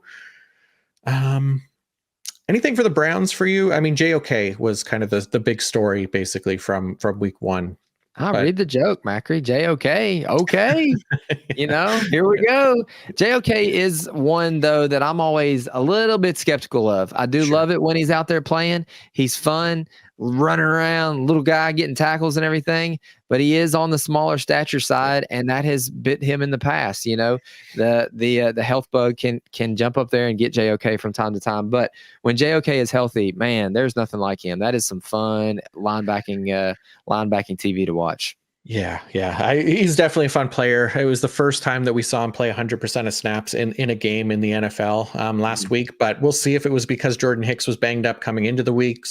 I know Jordan Hicks wore the green dot and rotated in and out, but I would not be surprised to see Jim Schwartz kind of pull the rug out from under us and go back to that heavy rotation again at linebacker. So I'm still tempering for JOK. I have him as LB 34 right now. Any Kaliki Hudson interest, Macri? Not really. Just barring injury. Not in Cleveland. That's the thing. Like, Cleveland's linebacker rotation is just, it's nasty all the time. Like, guys are banged up, but it's going to take injuries basically for me to want to, I think, put Kaliki Hudson in a lineup. Yeah, it's a name to know about, just because some of these guys do get banged up from time to time, but he wasn't going to do anything down there in New Orleans. They have a ton of linebackers, it seems like. But yeah, you're probably right. I love Kaliki, but he's probably just need to let him be. Yeah. He goes from one nasty rotation in New Orleans to another one in Cleveland. Unfortunately, he needs to go somewhere where there's not such a weird situation ahead of him. Yeah. So let's go to Seattle and New England now. And it's starting just quickly. Boye Mafe, I think, has a really nice matchup this week going against the New England O-line. We had our offensive line rankings come out today, and New England ranked dead last in that category. So could be a nice matchup for Boye Mafe. Jacoby Brissett did do a nice job avoiding sacks against Trey Hendrickson and company last week. But I think the nice thing about Mafe was, the snap share, first off, like 87% snap share. I think the team's going to continue to rely on him with Uchenna and Nwosu out. So he should be good enough to get those sacks as far as pass rush metrics go. Tyrell Dodson and Jerome Baker, both starting viable linebackers here. Both guys were full-time roles. In week one, Seahawks were top 10 defense in zone coverage as well. So things kind of lining up nicely for those Seahawks linebackers to be IDP starters. Jerome Baker has always kind of been inefficient, so maybe not so much for him, but definitely feeling confident about Tyrell Dodson. And then Julian Love was the number one overall safety scorer in IDP last week. So they got some decent options here in Seattle. That defense looked really good last week. But any thoughts on these Seahawks players? No, I mean, I agree with you. Julian Love looks awesome. Julian Love, another guy under the radar as far as ADP is concerned, who just continues to put up, really, really solid points per game as far as IDP goes, year in and year out, especially based on where you get him. Julian Love is really, really good. But yeah, Boye Mafe, good gosh, that guy looks really, really fun. Mm-hmm. I hope that he can continue this upward trajectory for the 2024 season, because especially with Uchenna out, they really need him, in my opinion. Let's go to the other side of the ball real quick, because I'm a little hot and bothered right now for Keion White. Keion White looked really, really fun in week one. On, 28 pass rush snaps, he had 3 pressures and 3 sacks. It's not going to keep up that way, but overall defensive grade of 90, and then he had a pass rush grade of 90.8. We kind of asked this question at the IDP show here over the summer. Who is it going to be here, especially now with Judon gone? Because we were kind of unsure, what does Judon look like coming off of that torn pec? Is it going to be Keion White? Is it going to be Josh Uche? Is it going to be one of the older vets there?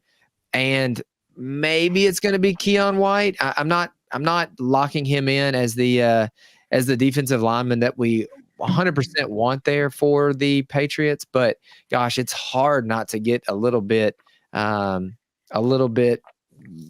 kind of Keon's looking attractive after week one. We'll just put it that way. Yeah, he definitely looked good. I mean, I think they found kind of their Matthew Judon replacement there in New England. He played 80% of the snaps as well. So that was ahead of Anthony Jennings, ahead of Josh Uche. Josh Uche only 26%. Like they clearly just kind of view him as a pass rush specialist only. But Keon White being able to play that many snaps, I think is definitely encouraging. But yeah, New England, not an overly exciting defense. They aren't usually for IDP, but Kyle Duggar and Jabril Peppers, definitely nice box usage for both of those guys, which was something that we saw under Bill Belichick last year. So nice to see that kind of continue for Gerard Mayo as well. So like both of those guys as potential safety starters as well. But anything else for the Patriots for you? That's it for me. Let's go to the New Orleans Saints at the Dallas Cowboys. Where do you want to start first with these two teams? You tell me, Macri. What are you thinking about here?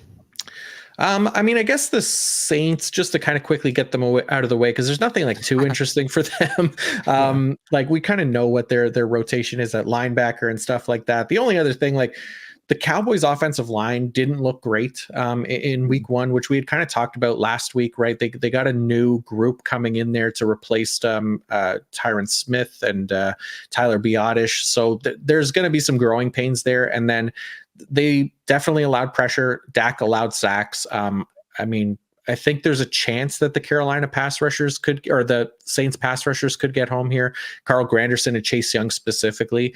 Young actually played well, like 23% win rate, 19% pressure rate, 71.7 pass rush grade. I get not trusting him in IDP lineups until we see the production from him, but he's always kind of flashed a little bit, right? And if he could just stay healthy and continue on this snap share, I think there could be some decent IDP production at him. Sounds like a sell window to me.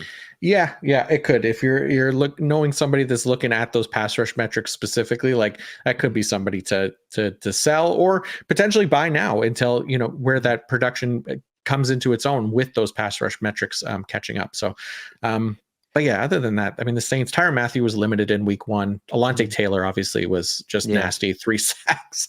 That's not going to happen again for Alontae Taylor, 3 sacks, but it doesn't mean he can't be good. So yeah, he is a good player. I'll give him that. Yeah. Let's go to the other side of the ball here, Macri. Let's talk.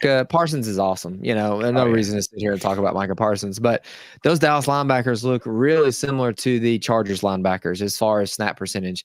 You've got Eric Kendricks at 67%. He was really efficient on that. He had a really good week. But then Demarion Overshown, 57%. Damone Clark, 34%. Nick Vigil, 32%. Maris Liafu actually got a couple snaps there with 11% usage as well. I'm getting this from PFF_Macri on the old X. So just need to cite my sources. But yeah, man, Dallas linebackers, golly, if this is what it's going to be week in and week out, maybe Eric Kendricks in deeper leagues, but I don't really want to bank on any of these guys. Yeah, no, I like Kendricks. I think, Kendricks, the thing with Kendricks' usage too, like it looks lower, but he did, I think he missed. It was a Kendricks that missed snaps. I've talked about so many players coming out of week one that missed a couple drives, but came back in. It was that game was completely out of hand. So yeah, so he was a full-time player when he was basically with the starters, right? So it was a weird game as far as their playing time goes, but he's basically the only one I trust. It's a nice defense there for Zimmer, zone heavy, but the other guys, Overshown and Damone Clark, they're not going to be trusted in most leagues. Yeah. Let's go to the Jets and Tennessee now. And the Jets, to me, this could be a nice matchup for the Jets defensive line because they all really sucked in week one going against the 49ers. Like they just weren't good. Quinnen Williams had a 51.2 pass rush grade. Jermaine Johnson, 50.2 pass rush grade. Will McDonald didn't really step up in the absence of Hassan Reddick either, but they were going up against the 49ers. Like I said, Trent Williams first and foremost, but completely different unit this week facing Tennessee. They're the 30th ranked O-line for us heading into week two. Shout out Zoltan Boutte who puts those together. But Yeah, I think this could be a nice matchup for Quinnen. I have Quinnen as DT2. I have Jermaine Johnson like edge 26. Is not like overly high either, but I think these guys can get right here because we know there's some talent on that defensive line. Yeah, I couldn't agree more. Will Levis was a little bit like Bryce Young last week. Just looked kind of lost. He did have a touchdown, but 2 interceptions, and then took 3 sacks last week. Tennessee's not a great team. Defensively, they definitely have some pieces, but offensively, Will Levis, I don't really think he's going to end up working out in the long term. He's going to have some fun little Brett Favre games, but I just don't think it's going to work for him. But so I agree with you. I think that Jets defensive line is worth starting this week. Hassan Reddick, I've seen dropped in a couple of leagues, not only redraft but also in dynasty. Yeah, I'm probably interested in picking him up, to be honest with you, because I do think that maybe there's a chance something gets worked out as far as either maybe he stays with the Jets there and gets a deal done. I don't know what optimism there is for that, or maybe even they trade him and he can actually go somewhere else and actually get some playing time and a contract. So if Reddick's being dropped, I'm picking him up just based off of his name alone because he's not worth being dropped. You could probably trade him right now. Yeah, we know the pass rush metrics are usually pretty good for Hassan Reddick, so I think he's definitely the type of player. If you can get him for free, may as well take the shot on him. I've seen him dropped in actually a dynasty league as well, so I might do the same thing here. And then the only other thing for the Jets, I mean, Tony Adams was kind of one of the highlights of Monday night. I don't know if this was game plan specific based on facing like a run heavy 49ers team, but and also kind of maybe knowing that Brandon Ayuk would be on a snap count type thing, but Tony Adams played a ton in the box. Him and Chuck Clark both led the NFL safeties in box snap counts. So we'll have to see whether that continues or not. Obviously, if it does, then these guys are potentially locked in starters. Right now, I have Tony Adams as safety 23 and less confident about Chuck Clark. But how are you feeling about them? I think you just picked up Tony Adams, right, in our league together? A guy like Tony Adams is, you put up that kind of production at that spot in week 1. It's worth paying attention to. Yep. Brock Purdy threw the ball 29 times, and then San Francisco ran the ball a ton on the Jets. They ran the ball 38 times. Jordan Mason looked awesome. Debo with 8 carries in week 1, which is kind of comical. That's a lot. But I agree with you. I think Tony Adams and Chuck Clark, if they've got that much box usage in week 1, it may be a little bit of a of a scheme thing just for that game. But even if they regress the box usage a little bit, it's still really encouraging that they're playing around the line of scrimmage that much. So I'm kind of interested in Tony Adams. I don't think that you're going to see that kind of production week in and week out, but it's week 1. You could do worse when it comes to defensive backs because these guys, they crop up early on in the season every single year. Jalen Thompson a couple years ago looked really great, played better than Budda Baker. These guys happen week in and week out. Let's get to the more important part of this matchup, though, Macri. My other heartthrob, Ernest Jones, who recently got moved from my Rams to the Tennessee Titans. Again, here, looking at Jon Macri on Twitter. On 56 defensive snaps, Kenneth Murray played 100% of snaps. That's just what we all expected. But then the big question was, is Ernest Jones going to eat into the Jack Gibbons workload as the LB2 there? Gibbons played 54%. Ernest Jones actually played more than I thought he would in week 1 with 44%. So I don't think Gibbons played great. I'm not a huge Kenneth Murray guy, so I think this is just a nice little small window to go by Ernest Jones if you want my opinion. Yeah, I got to imagine it continues to kind of increase the snap share, right? Like at what point, I guess, is the question, do you think that he kind of steps into that 100% snap role over somebody like Kenneth Murray or beside Kenneth Murray, right? Maybe it's Jack Gibbons that's phased out completely. We don't really know, but do you expect him to get to 100% snaps at some point though, right? You got to, right? You've got to. I mean, Ernest Jones is monumentally better than Kenneth Murray. I know they paid Kenneth Murray. I know they brought him in free agency. But as a fan of Kenneth Murray, since the days he played at Oklahoma until now, Kenneth Murray is just not that guy. Will he put up production for us in the IDP, category? Absolutely. But his PFF grades and the way he plays ball is just, it's aggravating. It's going to frustrate the coaching staff. And I think that Jack Gibbons initially probably thought Ernest is coming in for my job. But meanwhile, Kenneth Murray is the one that should have been worried. Again, we got a lot of football left. This is just week 1. But I think in the long run, you're going to see, wow, Ernest Jones is a Super Bowl winning linebacker. He is a much, much better linebacker than Kenneth Murray. Ernest Jones, for God's sake, played with Bobby Wagner for a year. I mean, the guy has been around. I know he's still young, but man, as far as 3-4 year careers in the NFL, Ernest Jones has lived a long time. Yeah, no, he's a fun player. I really hope he does get that 100% snap roll. For now, I'm not starting him, obviously, because the snap share is not there, right? But I think we can start Kenneth Murray more as like a low end kind of LB3, just because he's wearing the dot and he's a 100% player. But Gibbons and Ernest Jones, I'm still kind of waiting on. Yeah, let me touch real quick on Harold Landry. Harold Landry is a guy that I like that we just don't talk about enough. It's just fun. Still relatively young, not super old yet, but on 27 pass rush snaps in week 1, 3 pressures, 1 sack, and then he had 1 QB hit. I just like Harold Landry. Not a guy that's real flashy, not a name that gets talked about a lot, but can be really, really productive. Last 2 seasons, he had 11 sacks in 2023, and then was hurt 2022. So in 2021, he had 14 sacks. So, dear God, if Harold Landry could put a real good season together for us, could be a nice little DL2. Yeah, no, I like Harold Landry. I think I'm as edge 16 this week. Gets great volume too, and we know he has the pass rush potential on any given week as well. Agreed. All right, let's look at San Francisco, Minnesota quickly here. This group, anywhere, we could start anywhere with San Francisco, Minnesota. Where do you want to go? I don't care, Macri. You tell me. Well, San Francisco, we kind of know what they are as a defense. I think Nick Bosa, anybody that was kind of concerned about him, I did get a couple questions about Nick Bosa. You don't have to worry about Nick Bosa. They 87.8 pass rush grade versus a Minnesota offensive line that was just a 52.1 pass blocking grade in week 1. They were determined to get Nick Bosa a sack. If you were watching that game on Monday night, he was out there late into the game when it was clearly over.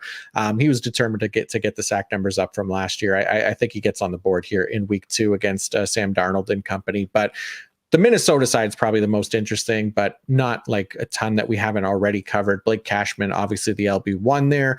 Ivan Pace, not startable in most formats. That's going to be like a sub 50% snap roll. We kind of expected that to be the situation in worst case scenario.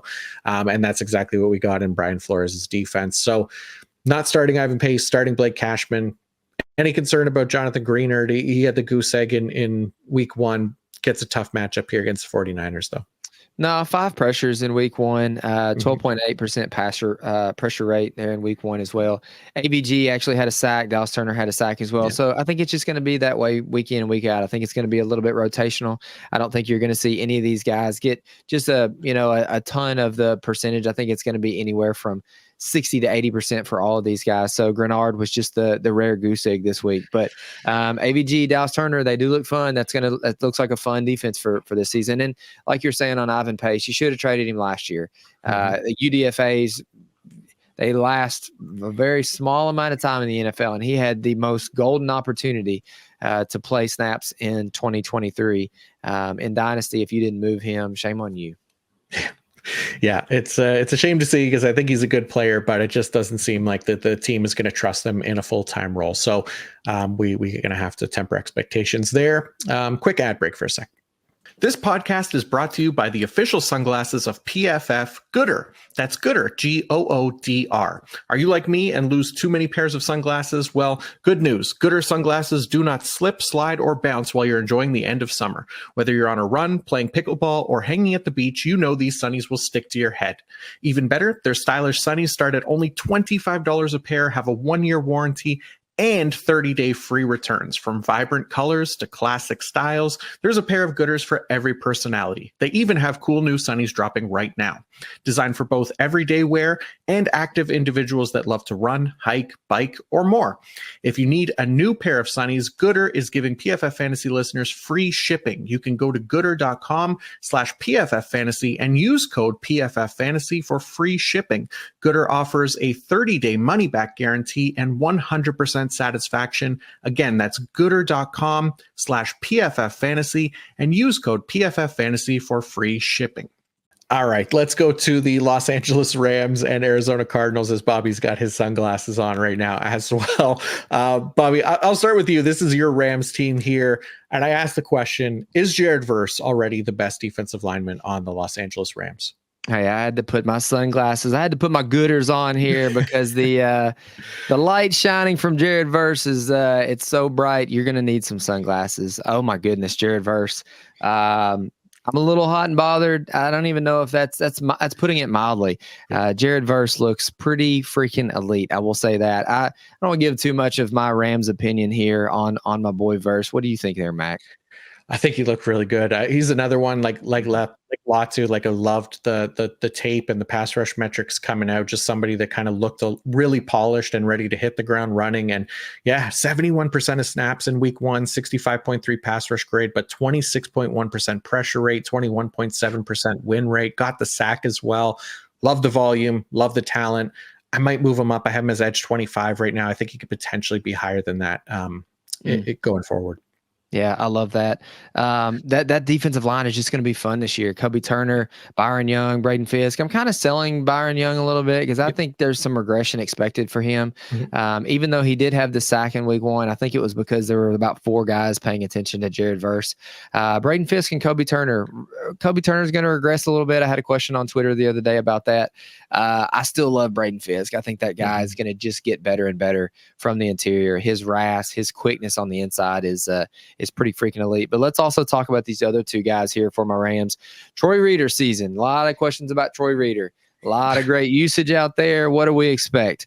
Enjoy Troy Reader while you still can, because the PFF grades are not fantastic. Troy Reader has been cut by the Rams once. He's been cut by, I think it was the Bears last year, I think is who he played for. So get your Reader for the month of September. We'll get to October when it gets here. But then also Quentin Lake, if you've been listening to our pod, the IDP show, we've been banging the drum for Quentin Lake for some time now. Got the captain's patch. And I talked about this on our podcast, and I know this is pretty obscure and not something a ton of people pay attention to, but if you've seen you follow the Rams Twitter, they did a mic'd up on Quentin Lake one day during a scrimmage. The kid was living around the line of scrimmage. He was basically in, the slot all the time. And it was less of what he said and more of like, gosh, look at where he's starting. Look at where he's lining up again in the preseason, so the Quentin Lake drumbeat got going early on here at the IDP show. And if you drafted him, or maybe even if he's out there on waivers for you, I think Quentin Lake is going to be vastly better than Cam Curl for you in 2024. Yeah, he looked great in week 1, full-time role, 62% of his snaps in the slot as well. I'm fine with Cam Curl just because the usage was there, but absolutely can see a possibility where Quentin Lake ends up being the more productive player. And then, like you said, Troy Reader, we roll with him for as long as he's the 100% snap guy because those guys have value in IDP leagues. But it's one, I guess, that we just have to kind of keep on our toes because he does not profile as an irreplaceable linebacker, that's for sure. So for now, Troy Reader season, and it could come at an abrupt end at any single point. So Troy just Reader something. Yeah. Troy Reader is like we like to say at the IDP show. It's like eating Taco Bell. It's so good, but you really just want to do it in your car with the windows rolled up, windows tinted preferably, over in the dark somewhere. You don't want to see the food. You don't really want to pay too much attention to it. It's going to be great going down, but it might cause you a little disruption a couple hours later. So just enjoy it while it lasts. Yeah, that's a great analogy there. How about on the Arizona Cardinals side of things? Anybody worth kind of discussing here? We don't have to spend a ton of time on the Cardinals. No, we talked a little bit earlier. I can't remember exactly who the Cardinals had played last week, but 2 really solid weeks out of Kaiser and Buddha. Kaiser, 11 tackles in week 1. Even Mac Wilson, I'm a little bit interested in. 9 tackles. The usage was okay. And then Buddha with 10 tackles. If we get normal Buddha back, that's blessings because, defensive backs can be hard to find. But Zaven, let's talk about Zaven season again. Is it back, Macri? Like snap share wise, I think it's a pretty good situation to be in because there's nobody else on the Arizona Cardinals that they can really roll out there for that many snaps on the defensive line. So I like that for him. I think he could be a really good tackler. I worry about the pass rush ability. Like he really only had, I think, one good pass rush snap from what I saw in this game. Like didn't have a strong win rate, didn't have a strong pressure rate, and it was against. But the thing is, like, I think it's a good matchup for him. The Rams' offensive line was abysmal last week, so yeah. There's a world definitely where you might be putting Zaven Collins into a lineup for volume, and then because of the pass rush potential there with the offensive line, then maybe he falls into a sack. But not somebody like I'm overly interested in just yet. But decent volume and obviously good tackles as well. Agreed. Stinky but startable. Yep. Let's go to the Cincinnati Bengals and the Kansas City Chiefs now. Cincinnati, I guess, I don't know. Dax Hill, any thoughts on like Dax Hill? Like it was a different role, I guess, expected for him this season, right? Because they brought in Von Bell and Geno Stone, right? So he wasn't going to be playing safety. We thought maybe he'd see some limited work in the slot along with Mike Hilton. He actually played full time on the outside, had an excellent IDP week in week one. Going up against a pass-heavy Chiefs offense this week, he could keep that momentum going. I don't mind him as a startable IDP cornerback now. Mm-hmm. Yeah, I agree. Dax Hill is okay. Gosh, man, that Bengals team is so weird. I don't know what to make of them, offensively or defensively. Yeah. That was such a weird week. Not to talk too much offense, but it was like, is Jamar Chase playing? He's only supposed to play on third down. Why is T. Higgins not playing? Honestly, I didn't think their running backs really looked great. Joe Burrow looked pretty bad. The defense looked pretty bad. That team looked awful in week one. I'm hoping that we can kind of reset a little bit this week. I don't want to get too, to one way or another with the Bengals. Mm-hmm. But yeah, you're right. Dax Hill was kind of only the lone bright spot there. Trey Hendrickson, like you put here, he did have strong pass rush metrics in week one, didn't really turn them into a whole lot. But gosh, I just can't stand Hendrickson or Hubbard. I'm so tired of them. I've said it on our pod. I'm so ready for them to move on from those guys. Yeah. Because they're just head scratchers from one week to the next. If the matchup isn't great, they can just completely disappear and leave you with a goose egg. It's maddening. Yeah. And it's not like the best matchup either this week going against the Chiefs, just because it's Patrick Mahomes. He's difficult to take down. But Hendrickson, the one encouraging thing I found from him, like he did lead the edges in snap share with 75%, where last year he was coming off the field a lot more on those early downs. So could be some potential there. I don't know. I'm with you. They're not like overly exciting. I got Hendrickson as edge 18. Sam Hubbard, really just kind of a volume dependent player. I'm not overly interested in him either. But on the Chiefs side, this was something interesting from Thursday night. We haven't really had a chance to talk about it on the podcast too much, but I did talk about it on Twitter quite a bit. Leo Chenal was the most productive Kansas City linebacker, right? And despite playing, I think it was 60% of the snaps, Nick Bolton still the clear LB1 there as far as snaps go, 100% of snaps. I've gotten a crazy amount of questions about dropping Nick Bolton this week, more so than I did about like Patrick Queen, who, they were both drafted highly this offseason. Bolton at least had more tackles than Patrick Queen. Patrick Queen only had 2. And I haven't heard any complaints about him, which I found was interesting. But it's Nick Bolton that people are ready to turn on here. I don't know if it was because it was a primetime game and they saw the Isaiah Likely touchdown that he was in coverage on. But I just feel like 100% snap linebacker. He has at least a better history of being a good tackler. Like, I got to imagine there's going to be bounce back week here for Nick Bolton and for Patrick Queen as well. But we're talking about the Chiefs, so Nick Bolton. So I don't know. What are your thoughts on this Kansas City linebacker situation? It's a little frustrating, right? Because Nick Bolton is the one, as far as ADP goes, that we all drafted early. We all have more draft capital in. We've traded essentially like a second or a third or something to acquire this guy. Week one was not great for Nick Bolton, a 58 grade overall, a 52 grade in pass rush, a 39 grade in tackling, a 67 grade in coverage, which is a little better than I thought after that Isaiah Likely kind of okey doke there, middle of the field for Nick Bolton. I agree with you, Macri. I love Nick Bolton. I did trade you Nick Bolton a couple weeks ago, so I still do miss him. Nick Bolton is welcome here on What is my team name now? Louisville Independent Consultant at Law.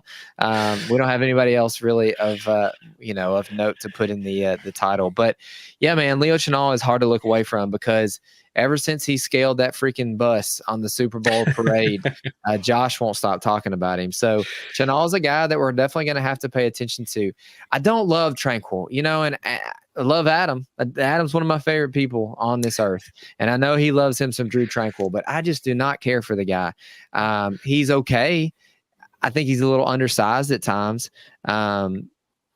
It's maybe, I don't know. You got to pay attention to the Chiefs linebackers, because there's going to be production there, and you don't want to miss out on it. But don't get too fixated on it, because it from one week to the next, it could get a little frustrating this year. Yeah, I'm with you. Like, I trust Bolton the most still. Like, he's LB11 for me. It's 100% of snaps. That doesn't seem like it's going anywhere. And the coverage grade too. Like, he was at least helping that that final play go incomplete against Isaiah Likely. So that boosted his grade a little bit in making up for the Isaiah Likely touchdown earlier in the game. But I feel pretty good about him. And it could be game plan specific too, where Leo Chenal might play even less than 60% of snaps on any given week. And the same thing with Drew Tranquil as well, right? So if they're not playing a run heavy Ravens team as well. So they'll be playing the Bengals this week, who I expect to pass the ball a little bit more. So we'll see how that kind of shakes out. All right, let's go to Pittsburgh and Denver now. And I mean, we just talked about Patrick Queen. He's always been kind of an inefficient tackler, right? Which people, I don't think realize, because he's been healthy and he's compiled like just average to below average tackle numbers across a ton of snaps. So by season's end, it looks like he's an amazing tackler, but that's why I do like the tackles versus expected thing. And he's consistently been among the worst linebackers in that regard, and not off to a great start in 2024 with a new team. But like everyone that we've mentioned who's had down weeks, as long as he's a 100% snap player, he's capable of big weeks and bouncing back. So are you pushing the panic button at all on Patrick Queen? I am. I've never been a Patrick Queen guy. The numbers were terrible. I rostered Patrick Queen early in 2020 because I liked the way he looked coming out of LSU. And I thought that there was an opportunity for him to just look really great for the Ravens. And the Ravens gave him an opportunity early on in his career. Malik Harrison was still there. They drafted those guys the same year that they came in. And Patrick Queen showed us early on in his career that he was not suitable to be the Mike linebacker for an NFL defense. 2020's PFF grade, 29 overall, 34 tackling grade, and then the 30 grade in coverage. It got a little bit better in 2022. It got up to 70 overall, 75 in pass rush, 68 in coverage. Look what it was this last week, 28.8 overall. 26.1 in tackling, 49.4 in coverage. Why did you not give Patrick Queen a single pass rush snap last week? Arguably, that's what he does best. His only green on as far as metrics go in PFF has been his pass rush, 32, 69, 75, 70. Y'all are doing this wrong. I don't know what your plans are, Tomlin, if you're listening. I don't know what your plans are moving forward with Peyton Wilson and Landon Roberts and Patrick Queen, but we need to figure this out. Patrick Queen needs to be rushing the passer more, and then we need to use Peyton Wilson in coverage, and then let Landon Roberts just knock people out, because that's what he does best. Plays best around the line of scrimmage. I don't know. That's a very frustrating usage from those three guys in week one. I know Patrick Queen, 100%, whatever. But if 100% Patrick Queen's production looks like this, what do you have, 3 tackles? Two, yeah. I'm very uninterested. We'll put it that way. I don't blame you. He was somebody that I ranked outside the top 20 going into the season. I got a lot of pushback on that one, and it's not to take a victory lap after week one, but there's definitely concerns there, right? And then, I'm with you. It is interesting that they didn't blitz him, especially Pittsburgh. They have typically been a blitz heavy team, but yeah, we'll see how things go kind of the rest of the season. But other than that, I mean, TJ Watt, Alex Highsmith, you're starting. It's a decent matchup for the offensive line, but Bo Nix actually did a nice job at avoiding letting pressures turn into sacks in week one. And that's something that he did really well at Oregon as well. But Watt and Highsmith, they're a different breed. I think I have TJ Watt as edge 1 this week, Alex Highsmith's edge 9. I expect a nice week from both those guys. And then on the Denver side of things, Jonathan Cooper, been a starter last year for IDP. He looks like a starter again this year. He's not like a household name by any means, but I have him as edge 20 this week. Like Justin Fields is going to be quarterback for the Pittsburgh Steelers. He holds the ball longer than most quarterbacks, and he allows pressures to turn into sacks. I feel pretty good about Jonathan Cooper if I'm having to put him into a starting lineup. No, I agree, man. Jonathan Cooper, a name that just kind of a boring name. It's not like a Micah Parsons or Myles Garrett. Nothing memorable about Jonathan Cooper, but his play is definitely memorable. Shout out to Jonathan's, yeah. Yes, there you go. Jonathan's out there. Unite, mount up. But yeah, Jonathan Cooper, 2 sacks in week 1. Could Jonathan Cooper sneak into being a DL1 for us in 2024? I mean, he kind of was in 2023, right? Just based on volume alone. Like, I think, in our scoring here that we use at PFF, like he was like edge 11 or 12, something like that. Like he just was a volume based guy, got tackles. He got enough sacks, and it's absolutely possible. It looks like he's lining up to do something similar here in 2024. Yep. I love it, man. Yeah. And I'm kind of feeling the same way about Zach Allen too. Like I love him in DT required leagues, especially this week. He played a ridiculous 97% of snaps in week 1. He has like pretty good pass rush metrics that we're looking for as well. Has the nice matchup against Justin Fields at quarterback. Steelers also a run heavy offense. They allowed 26 tackles to defensive linemen in week 1. That was the most in the league. So Allen could very well, I think, be one of the top beneficiaries of this matchup this week. So I would definitely be starting Zach Allen where we have him. A lot of really bad teams in the NFL, aren't there, Macri? Yeah, feels like Denver's not a great team. It feels like Arizona could not be a very good team this year. The Jets could be bad. Tennessee could be really bad. Obviously, you've got Carolina. The Browns are pretty terrible, if you want my opinion on them. Also, Jonathan Cooper and Zach Allen could play a lot of snaps in 2024. Yep, I'm with you. And yeah, the Cody Barton situation, I think I touched on about it in the recap pod. This guy is done. Like, we're not playing him 36% snap share. That should have been the Jonas Griffith job, but I think Jonas Griffith got banged up and unfortunately lost it. So injury kind of killed that. And then the only one other note from Denver, Brandon Jones was limited in week 1. We expected him to be a full starting safety, but he missed a lot of time this offseason, so did not see a full workload. I probably won't be starting him until we see that 100% snap share for sure. All right, Sunday Night Football, Chicago Bears at the Houston Texans. Anywhere you want to start with these two teams? Yeah, let's talk about the Texans a little bit, because what was a little bit of a quiet week 1, Anthony Richardson, he did give up 2 sacks. He threw 1 pick, 2 touchdowns. I don't know. Anthony Richardson, the jury's still out on him. What a hilarious stat line. Completed 9 of 19 for 212 yards. Essentially, if he was throwing the ball, it was an absolute bomb down the field. So make of that what you want to. But yeah, as far as IDPs are concerned on that Houston side, not much to write home about. Oddly enough, Henry 2020 was the leading tackler with 7 and a TFL there in week 1. Azeez Al-Shaair, the number 1 snap getter as far as linebackers go, there with 5 tackles. And then really only 2 sacks from that team. We got Fatu Kasi and we've got Mario Edwards that had a sack in week 1. Probably not the guys that we put our money down on DraftKings in week 1 to get the sack. Will Anderson, Danielle Hunter, both pretty quiet in week 1. But against Caleb Williams this week, I think that we could see a little bit of a bounce back for those guys. Yeah, I'm with you. I think the volume just wasn't there for that Houston defense last week. Like you said, 19 passes for Anthony Richardson. I think they only played 45 defensive snaps, something like that. So I definitely expect a bounce back for guys like Azeez Al-Shaair, Will Anderson, Danielle Hunter. Hanky Two Toes as well. There, Hanky Toe, I think is a fine start. Jalen Petrie as well. Like those guys are definitely startable. And same thing on the Chicago side. Like not a lot of analysis there. Like we're starting TJ Edwards. Tremaine Edmonds is fine just because of his snaps. Montez Sweat, I think, is in a good spot still. Jaquan Brisker definitely. Kevin Byard, I know he had a down week, but he should be fine.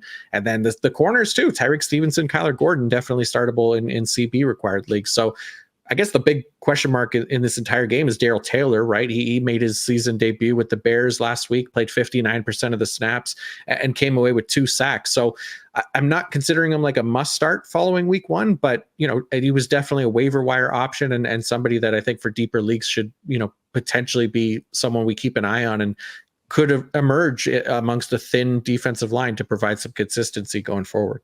No, I agree with you, Mac. Daryl Taylor, definitely a guy that we're going to have to pay attention to because, Jonathan Cooper, a guy under the radar, but could be a really solid DL2 for us in IDP. I do want to touch on a little bit of my heartthrob here. Jaquan Brisker last week put up 10 tackles, played a ton. The grade was not great, 53 overall, and then 48 tackling, and then a 54 in coverage. So not elite, but Jaquan Brisker is just a guy that I like to watch football, man.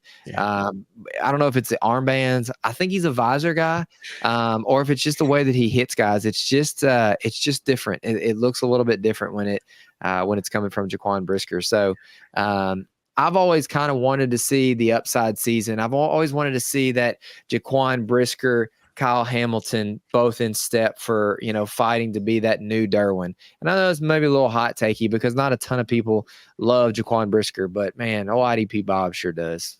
Yeah, no, I'm with you. I think I had him as like safety 4 in Dynasty heading into the year because it just like as far as consistency goes at the position, he's been amazing as far as like tackling and stuff like that. So a decent snap share in the box, 34% this past week. Like you said, the tackle numbers were there well above, what we'd expect from a safety. So he's safety 2 for me this week. I love Jaquan Brisker. Yeah. All right, last game of the week, Monday Night Football, Atlanta Falcons at the Philadelphia Eagles. We'll start with Atlanta. Matthew Judon came in, made his season debut, looked fine in week 1. Right now I have him as edge 27, but he did play more than any other Atlanta edge defender. And, he didn't have overly impressive pass rush metrics, but the snap volume was there, which we weren't sure about coming off a season-ending injury, being new to the team as well. So I thought overall encouraging stuff for Matthew Judon. Problem is this week going against the Eagles offensive line, there's probably the second best offensive line in the NFL behind Detroit. So I have him outside that top 24. We'll see kind of how that shakes out, but not necessarily somebody that we have to start this week. The Atlanta linebackers, I think, probably the most interesting. Caden Ellis, really the only one that I'm willing to start in IDP. Troy Anderson, Nate Landman were in a clear rotation. I know that, they had some production there, but Landman is only playing on early downs. Troy Anderson playing on passing downs. Like they were, again, productive, but it's deep leagues only. So I'm not overly interested. The Falcons were actually the most zone-heavy team in the league in week 1, with new defensive coordinator Jimmy Lake coming over from the Rams, bringing those tendencies to Atlanta. So that was nice to see, but I like it more for Caden Ellis more than anything. Yeah, I agree with you, Mac. Looking at your tweet here, from drive 1, 2, and 3, it's going to be pretty dependent on what the team wants to do, or whoever we're playing against, whatever drive it is. Is this a running drive? Are we planning on them passing the ball quite a bit? That's going to depend on whether you see more Troy Anderson or Nate Landman, in my opinion. But yes, Caden Ellis is the only one worth mentioning at this point. Yep, agree. And then the other player on Atlanta that I wanted to make note of was Jesse Bates, just because he had some pretty decent box usage. That, was something that we didn't really see last year. 32% of his snaps were in the box this past week. That's nearly double than his norm of 17% from last season. Now, I don't know if that was game plan specific or not. Like they were going up against a run-heavy Steelers offense. I don't know what the situation will be like in week 2, but I thought it was at least encouraging to kind of keep up his strong tackle numbers from last year if it continues, especially with it being a new defense and all of that kind of stuff. And then on the Eagles side, just a couple notes, really. One of the big ones we'll save right at the end here. But Bryce Huff really was somebody that we talked about in the start-sit show, not being startable in week 1. And yeah, it didn't look like it at all following that first week's worth of games. 45% of snaps, didn't do anything in terms of pass rush metrics. He had a 0% win rate and 0% pressure rate, 48.8 pass rush grade. Like this was a player I think a lot of people had high expectations of heading into the season and just not off to a great start. So Bryce Huff, I'd be keeping him on benches until we see something more encouraging from his numbers. But how are you feeling about his Eagles debut? Nah, it's a little bit worrisome. And I've always been kind of a Nolan Smith fan, and it was encouraging to see the snaps go up for Nolan. So if you're managing Bryce Huff right now, he was only efficient last year on a small number of, small snap percentage with the Jets. So it's concerning. It's still early. That is a rotation, so there is opportunity for him to turn that around. But early on, that's kind of one of those like, I don't love that.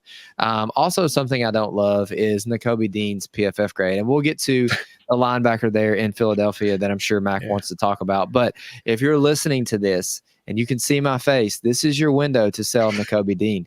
He played 64 snaps in week 1. He had an overall grade of 29. He had a tackling grade of 42, and he had a coverage grade of 40. I don't think it gets any better than this. 4 tackles on 64 snaps. He had a 20% missed tackle rate. Please sell Nakobe Dean right now for anything you can get. Yeah, it was looking like the sell window had closed for him in the offseason, right? Because he wasn't going to be a starter. So I'm with you. Like, if you can get something for him now that people know that he's a starter, I'm always looking to sell linebackers anyways. But I think you're right. It makes sense as a good sell window here for him. I do expect him to continue to play as the starter kind of going forward, even over Devin White. But I don't think, that this is necessarily the dynasty asset that he was drafted to be as a rookie. Agreed. Macri, let's talk about him. We got to. Yeah, Zach Bond. What did you guys named your episode? Something the Bonnaissance or something? Sure. That's all Josh. That's Josh. Yeah, I figured it was Josh.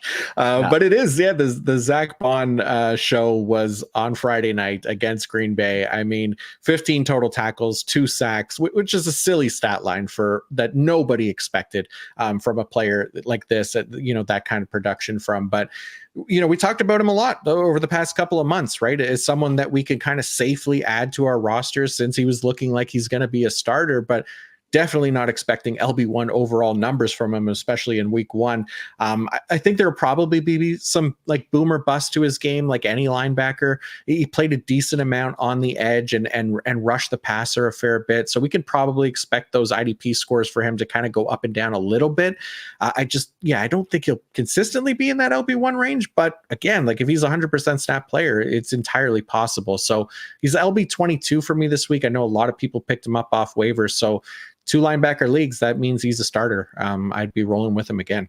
Yeah, we talked about it on the pod last night. Regardless of whether you're in tackle heavy, big play leagues, Zach Bond looks like, not Bryce Huff, do not roster Bryce Huff. Zach Bond does look like a guy that we're going to be able to bank on in 2024, which is something that if you would have told us in 21, 22, maybe even 23, would have just, laughed it off. But sometimes this just takes a while, sometimes the situation is just perfect and the defensive coordinator likes you and, all the stars kind of align. Your other teammates are Devin White and Nakobe Dean.